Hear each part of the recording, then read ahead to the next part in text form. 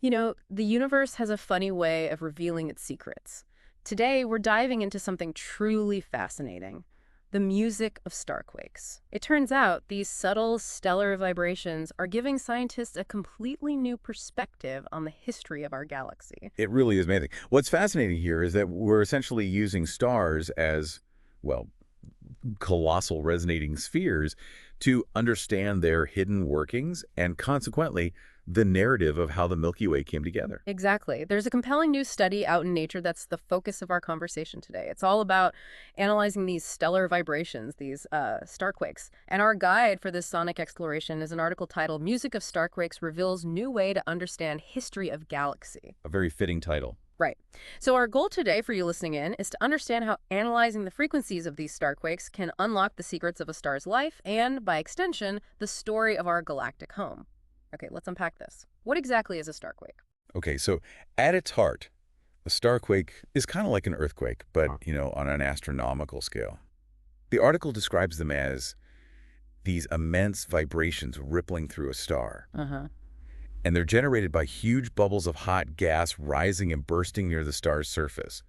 Think of it like a pot of boiling water. Those bubbles create disturbances that spread throughout. Okay, like convection currents, but much more dramatic. Exactly.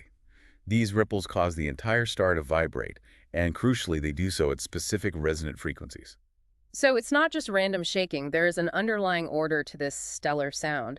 How do scientists even detect these incredibly faint vibrations from such immense distances? It seems impossible. Well, this is where the ingenuity of modern astronomy really comes into play. Mhm. Obviously, we can't physically place a seismograph on a star, right? Right, no chance. But what we can do is observe incredibly minute changes in a star's brightness over time. Telescopes, like the Kepler Space Telescope, especially its K2 mission, as the study mentions, are specifically designed for this kind of precise measurement. Okay, so looking for tiny flickers. Tiny flickers, exactly. By carefully tracking these tiny fluctuations in light, scientists can pinpoint the different frequencies at which a star is vibrating. And here's where it gets really interesting. When you examine a group of stars that formed around the same time, like in a star cluster, you can analyze the collective frequencies, essentially listening to the cluster's unique song. A stellar choir, almost. And this study highlights a particular star cluster, M67.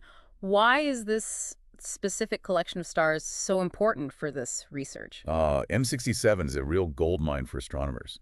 It's important because it contains a large number of stars that share a very similar chemical makeup and, crucially, a comparable age to our own sun. Okay, so it's like a control group in a way. Sort of, yeah. It Yeah. makes it an ideal natural laboratory for understanding how stars like our sun evolve over their lifespans. The study makes a great comparison here. Just as earthquakes help us understand the Earth's interior, Right. starquakes in clusters like M67 allow us to peer inside stars and understand their internal structures. That makes sense. Different size instruments produced different notes, right? Is it a similar principle with stars? Do bigger stars sound different? Precisely. You've got it. The study points out that larger stars, being more massive, tend to produce deeper, slower vibrations. Think of the lower notes on a musical instrument, like a cello versus a violin. Okay. Conversely, smaller stars vibrate at higher pitches. But it's even more intricate than that. Each individual star doesn't just hum one note. It resonates with a full spectrum of sound frequencies originating from its interior. A whole symphony inside each star. Now, the study mentions something called the small spacing of resonant frequencies. What's the significance of this, particularly in the context of younger stars like our sun? Okay, the small spacing. Yeah. It refers to a specific pattern within that spectrum of resonant frequencies, where certain frequencies are quite close together. In younger stars, like our sun, the characteristics of this small spacing are incredibly informative. They act as a kind of fingerprint that can tell us about the star's core, specifically how much hydrogen it has left to burn through nuclear fusion. So it's like a fuel gauge. Exactly like a fuel gauge. That's a crucial indicator of a star's age and its stage of life. Okay, so that's how it functions in younger stars. But the study then discusses a surprising finding related to red giant stars, these older stars that have, used up the hydrogen in their cores. What did the scientists discover there that went against previous expectations? This is where the research truly breaks new ground. The prevailing assumption was that the small spacings in red giant stars, well, they have these inert cores and hydrogen fusion happening in a shell around the core. The assumption was these spacings wouldn't reveal much new information. Right, the actions moved outwards. Kind of, yeah. But the researchers examining M67 found something quite different.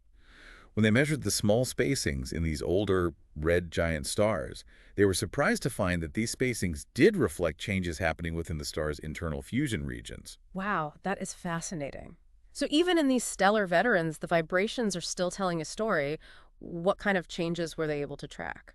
Well, they observed that as the hydrogen-burning shell surrounding the inert core thickened, the small spacings actually increased, became wider apart. Okay.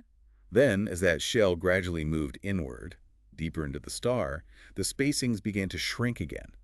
This was a significant revelation, demonstrating that these frequency patterns held more information about the evolving internal structure of red giants than previously understood. So the music changes as the star ages internally, and then the study talks about a stalling note phenomenon. That sounds really intriguing. What's happening there? This is perhaps the most unexpected and pivotal discovery of the study. The researchers noticed that at a certain stage in a giant star's life, the pattern of these small spacings stopped changing. It stalled, as the study describes it, just froze. Froze. How? They discovered that this stalling occurs when the star's outer turbulent layer, that's the zone responsible for transporting heat from the interior out to the surface, like boiling water churning. Right, the convection zone. Exactly. When that zone grows so deep that it constitutes about 80% of the star's total mass. 80%. That's huge. It is huge. And at this point, the inner edge of this turbulent envelope reaches into a very sensitive region within the star.